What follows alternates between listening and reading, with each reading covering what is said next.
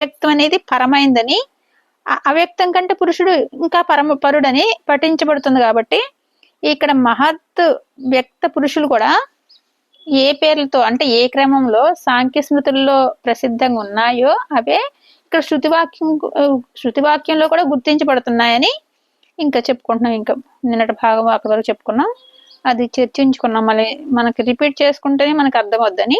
ఇంకా వాటిలో అవ్యక్తమని స్మృతి ప్రసిద్ధి ప్రకారం శబ్దాదు లేని దవడం చేత నా వ్యక్తం అవ్యక్తం అంటే వ్యక్తం కానిదని ఉత్పత్తి కుదురుతుంది గాన స్మృతి ప్రసిద్ధమైన ప్రధానమే చెప్పబడుచున్నది.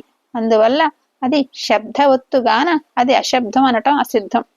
శృతి స్మృతి న్యాయ ప్రసిద్ధులను అనుసరించి ఆ ప్రధానమే జగత్కారణం అన్నట్లయితే అని చెప్తున్నారు. ఇంకా వివరంగా ఇక్కడ ఈ పాదంలోని మొదటి 3 అధికరణాలకి ఈక్షత్యధికరణంతో అక్షేప సంగతి. ఈక్షత్యధికరణంలో ప్రధాన అశబ్దం అని చెప్పటం అసంగతం అని ఆక్షేపించబడుతున్నది. ఈ పాదంలో కొన్ని పదాలు తీసుకుని అవి బ్రహ్మ ప్రతిపాదకాలా లేక ప్రధాన ప్రతిపాదకాలా అని విచారణ చేయబడుచున్నది. మనం ఏం చేస్తున్నాం చెప్తున్నారు. ఈ అధికరణంలో అవ్యక్త పదం విషయం అట. అవ్యక్త అనే పదమే విషయం. దానికి అర్థం ప్రధానమా లేక శరీరమా అని సంశయం. ప్రధానమని పూర్వపక్షం అంటుంది, శరీరం అని సిద్ధాంతం అంటన్నమాట. ఇక్కడ వరకు చెప్పుకుందాం, దీన్ని చర్చించుకుందాం.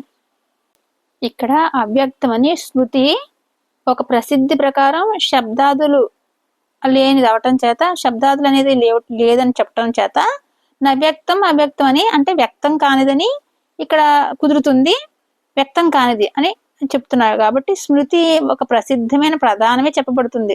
స్మృతి కూడా ఒక ప్రసిద్ధమైన ప్రధానమైన విషయం గురించి చెప్తుంది. అందువల్ల అది శబ్దవత్తుగాన అది అశబ్దం అనటం అసిద్ధమని. అది శబ్దంతో చెప్తుంది కానీ, శబ్దంలోనే చెప్తుంది కానీ అశబ్దం అనటం అసిద్ధం. అంటే ఆ అశబ్దం అనటం అసిద్ధం అని చెప్తున్నట్టు, అంటే శబ్దం ద్వారా మనకు తెలియబరుస్తుంది అని చెప్పి ఇక్కడ శృతి స్మృతి న్యాయ ప్రసిద్ధులను అనుసరించి కూడా ఆ ప్రధానమే జగత్కారం అని అన్నట్లయితే, అంటే శృతిలోను స్మృతిలోను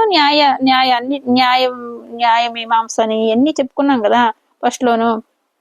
అన్నిటిలో కూడా అనుసరించి ఆ ప్రధానాన్ని, ఆ జగత్కారణమైన ప్రధానాన్ని చెప్పుకుంటున్నాం అన్నట్లయితే అని